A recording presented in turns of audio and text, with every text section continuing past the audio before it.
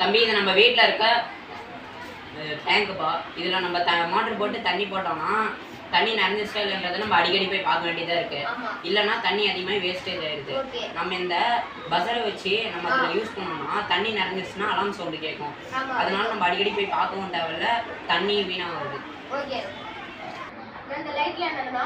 இந்த ஒவ்வொரு இதுக்கும் நம்ம ஒவ்வொரு செக்ஷன் வச்சுருக்கோம்ப்பா.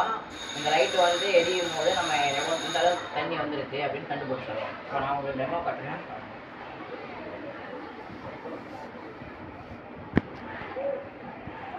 இது வந்து ஃபர்ஸ்ட் ஸ்டேஜ். 4 டேங்க் நம்பிடுச்சு, அதனால ஃபர்ஸ்ட் லைட் எரியுது. 1/2 டேங்க் நம்பிடுச்சு, அதனால 2வது லைட்டு. 3/4 டேங்க் நம்பிடுச்சு, அதனால இது எரியுது.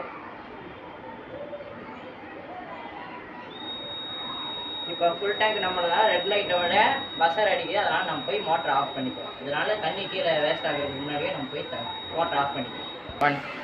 இதோட பயன்கள் என்ன?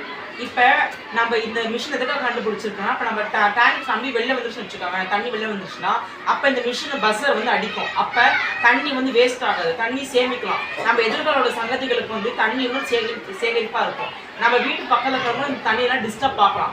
இப்போ இந்த மிஷின் இருக்கிறதுனால தண்ணி நம்ம உடனே பஸ்ஸர் அடிக்கும், நம்ம போய் உடனே ஆஃப் பண்ணிடலாம். அப்போ யாருக்கும் டிஸ்டர்பும் ஆகாது, தண்ணி நமக்கு சேகரிப்பாக இருக்கும்.